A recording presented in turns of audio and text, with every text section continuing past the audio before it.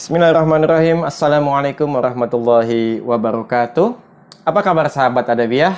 Mudah-mudahan dalam kondisi sehat dan tetap semangat. Ya, oke, baik. Saya kebetulan sedang ada di apartemen saya nih di daerah kawasan Jakarta Barat. Sebelum nanti akan dipakai ya, karena mungkin akan ada yang menyewa. Jadi ya main-main dulu lah ke sini. Sambil iseng-iseng bikin konten, kita akan membahas ya kali ini tentang sebuah istilah yang sering kali kita dengar, namun mungkin kita kurang begitu memahami ya secara sederhana apa sih yang dimaksud dengan istilah ini. Tema kita kali ini adalah soft skill. Lalu, apa bedanya pula dengan hard skill? Nah, yuk teman-teman semua, nanti kita akan bahas ya apa itu soft skill dan apa itu hard skill. Oke, kita akan mulai terlebih dahulu dengan hard skill. Hard skill pada dasarnya adalah kemampuan teknis.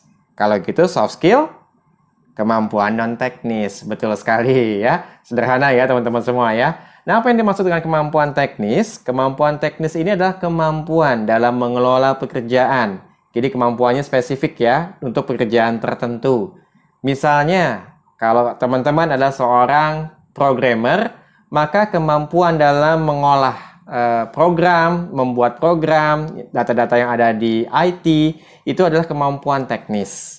Dan kemampuan teknis juga sangat terkait dengan kemampuan kita dalam mengelola benda mati. Ya, misalnya programmer berarti mengelola program menggunakan komputer. Kalau kita bicara tukang jahit, berarti bagaimana dia mengoperasikan atau mengelola mesin jahit.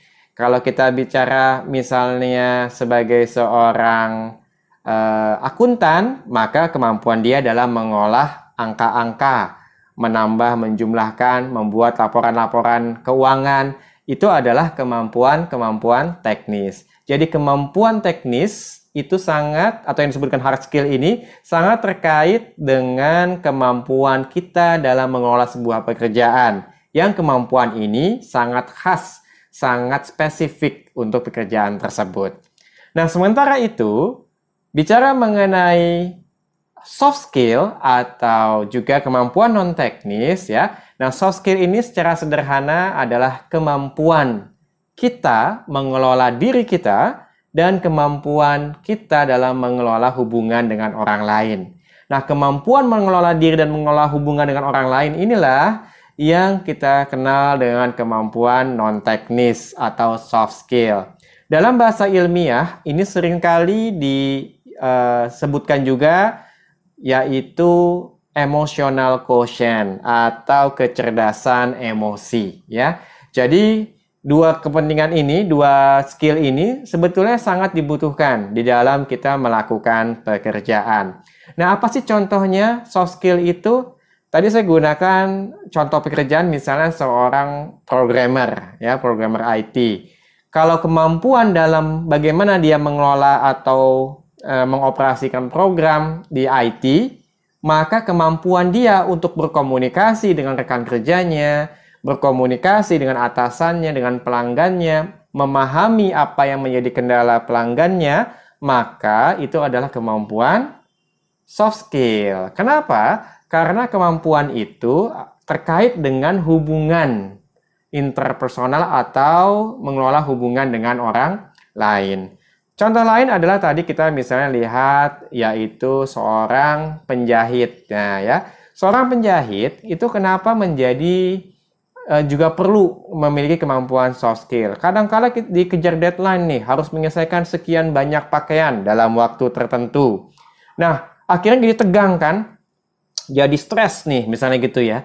Nah, kemampuan untuk bisa mengelola supaya jangan stres atau bagaimana mengelola tekanan di dalam pekerjaan, itu juga termasuk di dalam soft skill. Kenapa? Karena soft skill ini juga terkait dengan mengelola diri kita. Termasuk di dalamnya mengelola emosi, mengelola cara pandang, mengelola pikiran kita, mengelola waktu kita. Jadi ini termasuk bagian dari soft skill.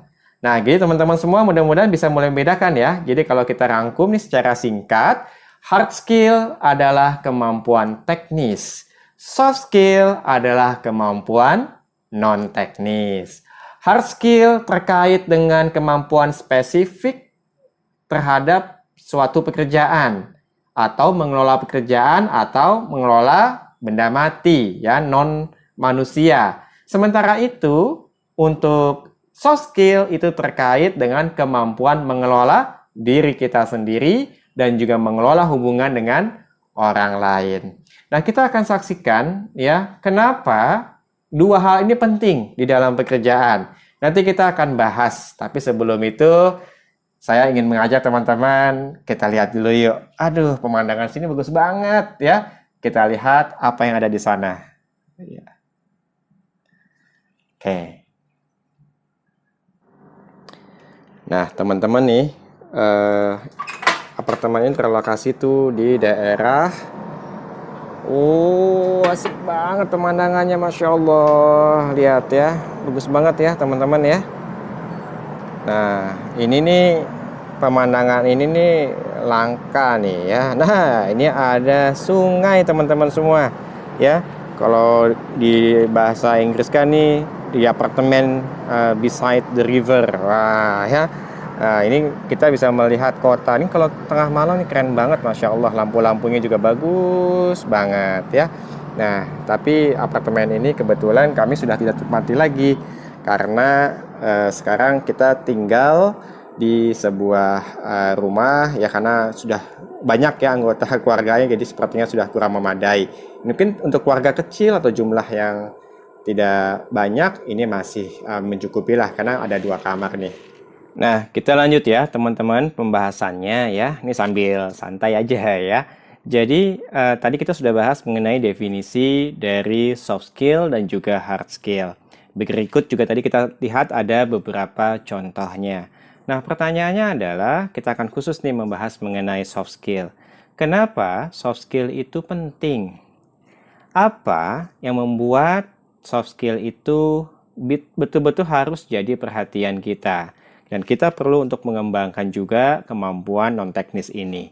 Nah, banyak sekali riset ya teman-teman semua ya. Nanti saya akan tunjukkan ya beberapa risetnya betapa bahwa soft skill itu tuh amat sangat juga dibutuhkan oleh kita. Dan nanti kita akan lihat juga bagaimana soft skill ini juga akan membantu kita, baik kita sebagai pengusaha, kalau memang kita senang entrepreneurship ya, kewirausahaan, maka soft skill juga dibutuhkan. Dan juga kalaupun kita ingin melamar pekerjaan atau mungkin ketika kita sudah bekerja, bagaimana sikap-sikap kita, perilaku kita yang perlu untuk kita lakukan pada saat kita di dunia kerja. Nah, ini semua terkait dengan soft skill. Nah, kita akan coba lihat dulu ya, ini contohnya ya teman-teman ya. Ketika kita akan melamar pekerjaan misalnya begitu ya, penting nggak sih kita perlu punya sikap yang mencerminkan bahwa kita menunjukkan kesungguhan untuk bekerja dan siap untuk berinteraksi dengan rekan kerja maupun juga pelanggan atau juga atasan kita itu dengan baik gitu ya. Jadi kita memiliki perilaku-perilaku yang mencerminkan soft skill atau bagaimana kita menampilkan diri kita dengan baik. Kira-kira kalau teman-teman melamar pekerjaan, kemudian teman-teman tuh tidak mengelola diri teman-teman semua gitu ya. Misalnya tidak menampilkan diri dengan profesional, tidak menampilkan sikap yang ramah. Ketika di interview, teman-teman juga mungkin tidak menampilkan sikap yang menunjukkan bahwa teman-teman tuh memang memiliki sikap yang positif gitu. Jadi ketika misalnya disapa oleh pewawancara gitu ya, teman-teman diem aja, terus nunduk-nunduk saja, malu-malu saja, tidak menunjukkan sikap menyambut sapaan dari rekruternya tersebut ya, atau pewawancara tersebut. Kira-kira menurut teman-teman nih kita akan dinilai seperti apa? Padahal bisa jadi pekerjaan yang dicari itu adalah pekerjaan misalnya tenaga penjual atau salesman atau mungkin orang yang harus banyak berhadapan dengan customer. Bagaimana mereka akan yakin bahwa kita itu pantas untuk pekerjaan tersebut? Artinya apa? Artinya adalah ketika kita menampilkan sikap yang tidak tepat, berarti aspek soft skill kita atau perilaku kita, sikap kita, itu menunjukkan kita bukanlah orang yang sesuai untuk pekerjaan tersebut. Nah, misalnya lagi nih, kalau misalnya teman-teman sudah diterima dalam pekerjaan, kemudian teman-teman kan perlu untuk bekerja sama ya dengan rekan kerjanya. Bekerja sama itu adalah salah satu soft skill loh. Jadi, bagaimana kita mengelola hubungan baik dengan orang lain agar bisa mencapai tujuan bersama, maka ini adalah kemampuan soft skill. Kalau kita tidak bisa bekerja sama, pasti akan jadi masalah. Dan kadangkala banyak sekali dari para pekerja itu yang masalah utamanya itu bukan technical skill atau bukan hard skill, tapi tentang hubungan pekerjaan mereka, hubungan relasi mereka dengan orang lain. Misalnya dengan rekan kerja, karena mungkin kerjasamanya kurang baik, mungkin komunikasinya juga kurang bagus, sehingga hubungan dengan atasan juga tidak baik. Nah, jadi bayangkan ya teman-teman semua ya, betapa ini sangat-sangat berdampak terhadap kita di dunia pekerjaan. Baik kita sebagai karyawan maupun kita sebagai wirausahawan. Nah, kita coba dengarkan nih ya. Jadi ketika ada seorang yang tidak efektif atau tidak bagus komunikasinya kepada atasan, kira-kira apa yang akan menjadi tanggapan dari atasan itu? Bisa jadi, ini ceritanya mukanya gelap nih atasannya nih, ya, karena nggak mau ketahuan gitu ya. Dengarkan tanggapan dia seperti ini. Kerjanya sebenarnya sih bagus, tapi orangnya susah dikasih tahu. Kadang ketika saya suruh A, dia kerjain B. Nggak nyambung, miskom terus. Gimana ini? Untuk bekerja ini ya nggak cuma sekedar mampu secara teknis lah, tapi juga nggak cuma sekedar pinter ya maksudnya, tapi juga dia harus ngerti lah apa yang diminta. Gimana ini? Mana sering berantem sama rekan kerjanya? Kapan selesai kerjaannya kalau begini caranya?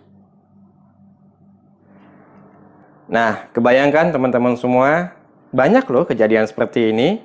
Jadi, isunya mungkin bukan karena kemampuan teknisnya, tetapi karena bagaimana dia mengelola hubungan dengan orang lain. Entah itu ke atasan, entah itu ke rekan kerja, atau juga bisa jadi bagaimana dia mengelola hubungan dengan pelanggan. Bayangkan, kalau kejadian ini dibiarkan, kita nggak memiliki kemampuan dalam hal itu, kira-kira akankah kita pantas untuk dipertahankan?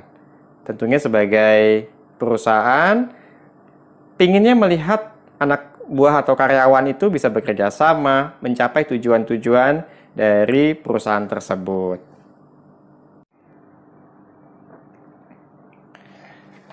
Nah, jadi gimana teman-teman? Kira-kira soft skill penting nggak?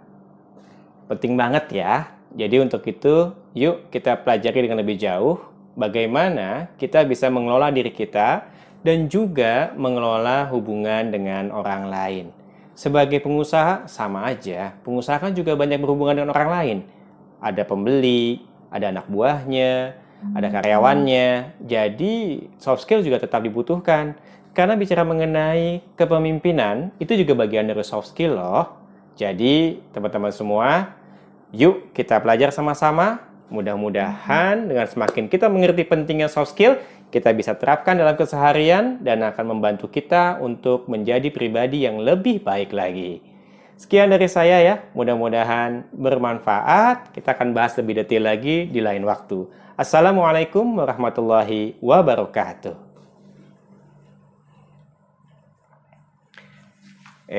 Jangan lupa subscribe atau share ya, paling tidak apabila video ini bermanfaat buat kamu.